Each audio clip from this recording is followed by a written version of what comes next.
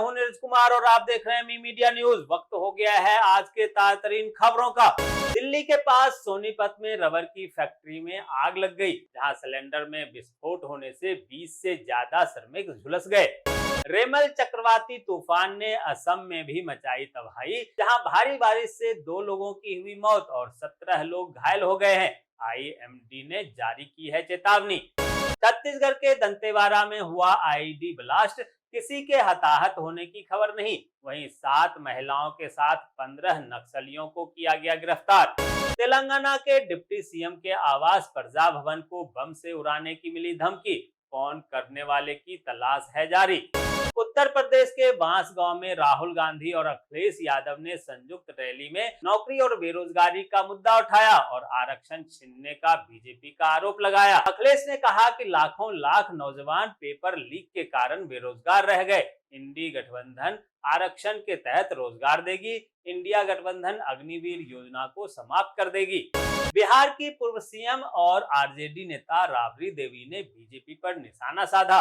उन्होंने कहा, प्रधानमंत्री नरेंद्र मोदी अब जाने वाले हैं, पाकिस्तान पाकिस्तान कर रहे हैं। आडवाणी जी पाकिस्तान से आए थे, भारत आकर बस गए। राबड़ी देवी ने कहा कि देश में इंडिया गठबंधन की सरकार बनने जा रही है। राबड़ी ने प्रधानमंत्री नरेंद्र मोदी के उस बयान पर पलटवार किया जिसमें पीएम ने कहा था कि पाकिस्तान के जिहादी इंडी गठबंधन के नेताओं का समर्थन कर रहे हैं।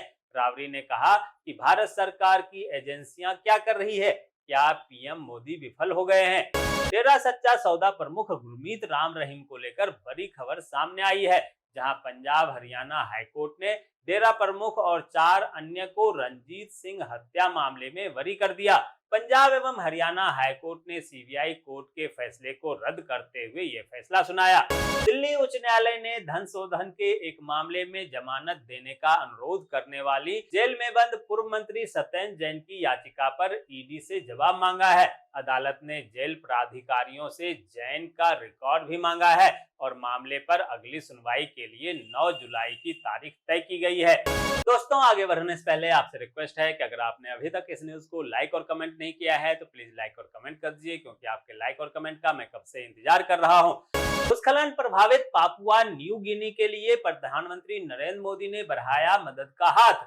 1 मिलियन अमेरिकी डॉलर की वित्तीय सहायता का किया ऐलान। चुनाव प्रचार के दौरान निजी हमलों के बारे में पूछे जाने पर प्रधानमंत्री नरेंद्र मोदी ने कहा कि जहां तक मोदी का सवाल है, पिछले 24 साल से लगातार गालियां खाने के बाद मैं गाली प्रूफ बन गया हूं।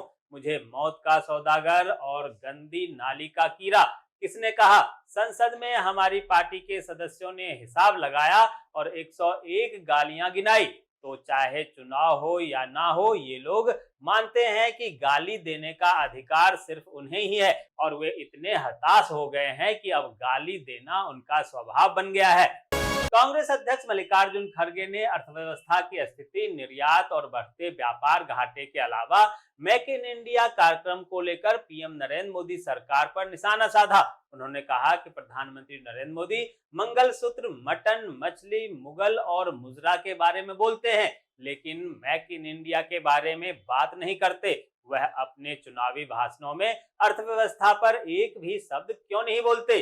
दिल्ली आबकारी घोटाला मामले में सीएम अरविंद केजरीवाल की अंतरिम जमानत पर तुरंत सुनवाई करने से सुप्रीम कोर्ट ने इनकार कर दिया। इस मामले की सुनवाई कर रहे जस्टिस एएस ओक की अध्यक्षता वाली अवकाशकालीन बेंच ने वकील अभिषेक मनु सिंघवी से कहा कि वो इस मामले की सुनवाई का अनुरोध चीफ जस्टिस डीवाई चंद्रचूड़ से करें।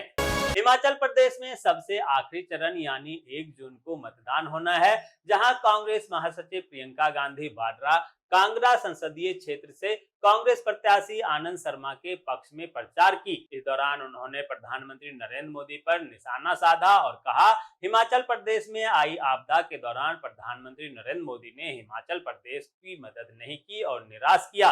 मध्य कश्मीर के बडगांव में पुलिस ने 2 रोहिंग्या लड़कियों को गिरफ्तार किया। पुलिस ने जिस मकान से इन लड़कियों को बरामद किया है, उस मकान के मालिक को भी गिरफ्तार कर लिया। इन लड़कियों को बांग्लादेश के रास्ते मानव तस्करी कर यहाँ लाया गया था। अब पुलिस जांच शुरू कर चुकी है। पीएम नरेंद्र मोदी ने एक इंटरव्यू में विपक्षी दलों पर जमकर निशाना साधा, जहां पीएम ने कहा कि इस बार पूरे हिंदुस्तान में बेस्ट परफॉर्मिंग स्टेट कोई होगा तो पश्चिम बंगाल होने वाला है। बीजेपी को सर्वाधिक सफलता पश्चिम बंगाल में मिल रही है।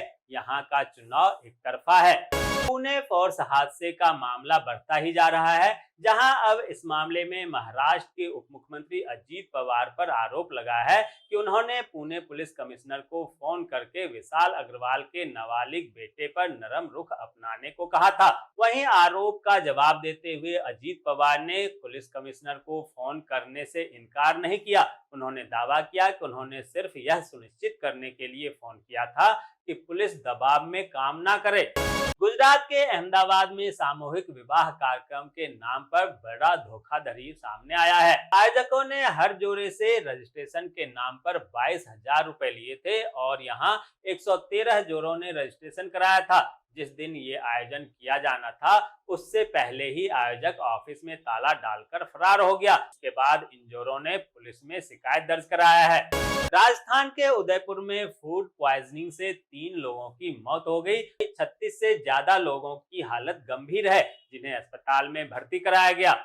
हरियाणा में सभी 10 सीटों पर लोकसभा चुनाव के लिए मतदान हो गए हैं, जहां मतदान के बाद गुरुग्राम में पूर्व सीएम मनोहर लाल खट्टर ने एक प्रेस वार्ता में कहा कि भाजपा प्रदेश की सभी 10 की 10 सीटें जीतने वाली है। उत्तराखंड में एक यूट्यूबर का वीडियो काफी वायरल हुआ था, जिसमें वह 2 जैन मुनियों को रोककर उनसे बहसबाजी कर रहा था और इसको यूट्यूब पर लाइव किया। इस घटना के बाद यूट्यूबर के खिलाफ प्रदेश भर से कार्रवाई की मांग उठने लगी। अब इस मामले में सूबे के मुख्यमंत्री पुष्कर सिंह धामी ने खुद संज्ञान लेते हुए पुलिस से कार्रवाई को कहा है। जहां सीएम धामी के आदेश के बाद पुलिस ने यूट्यूबर के खिलाफ कई गंभीर धाराओं में केस दर्ज किया है। झारखंड के पूर्व सीएम हेमंत सोरेन की बरियातू स्थित 8.86 एकड़ जमीन घोटाला मामले में दायर जमानत याचिका पर मंगलवार को झारखंड उच्च न्यायालय में न्यायमूर्ति रंजन मुखोपाध्याय की अदालत में सुनवाई हुई, जहां अदालत ने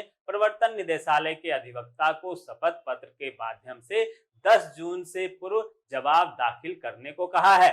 अमृतकाल छत्तीसगढ़ विजन 2047 डॉक्यूमेंट के लिए गठित स्टैंडिंग कमेटी की दूसरी बैठक संपन्न हुई, जहां राजनीति आयोग के उपाध्यक्ष अजय सिंह की अध्यक्षता और मुख्य सचिव अमिताभ जैन की सह अध्यक्षता में राजनीति आयोग की बैठक आयोजित की गई। वहीं बैठक में छत्तीसगढ़ 2047 विजन डॉक्यूमेंट तैयार किए जाने के संबंध में विस्तार से चर्चा हुई। इस बैठक में विभाग के प्रमुख अधिकारियों को विजन डॉक्यूमेंट तैयार करने और तेजी से कार्य करने के निर्देश दिए गए। मध्य प्रदेश के मुख्यमंत्री डॉक्टर मोहन यादव ने नर्सिंग कॉलेजों की जांच में गड़बड़ी सामने आने के बाद अनफिट कॉलेजों के खिलाफ कार्रवाई करने का निर्देश दिया है। इस संबंध में चिकित्सा शिक्षा विभाग के कमिश्नर ने अनफिट कॉलेजों की सूची संबंधित जिला के कलेक्टरों को दे दी है। इस मामले में मुख्यमंत्री ने हाईकोर्ट के आदेश के अनुसार कार्रवाई करने के निर्देश दिए हैं। इस आदेश से नर्सिंग कॉलेजों के पुराने विद्यार्थी प्रभावित नहीं होंगे, उनके लिए परीक्षा का आयोजन किया जाएगा। दोस्तों, मैं देख पा रहा हूँ कि आप में से बहुत सारे लोगों ने न्यूज को लाइक किया है और कमेंट भी किया है, लेकिन अभी भी कुछ लोग बाकी हैं जिन्होंने न्यूज को लाइक और कमेंट नहीं किया है। उनसे भी आग्रह है कि प्लीज प्लीज प्लीज वे भी न्यूज को लाइक कर दें, कमेंट कर दें, साथ में शेयर भी कर दें।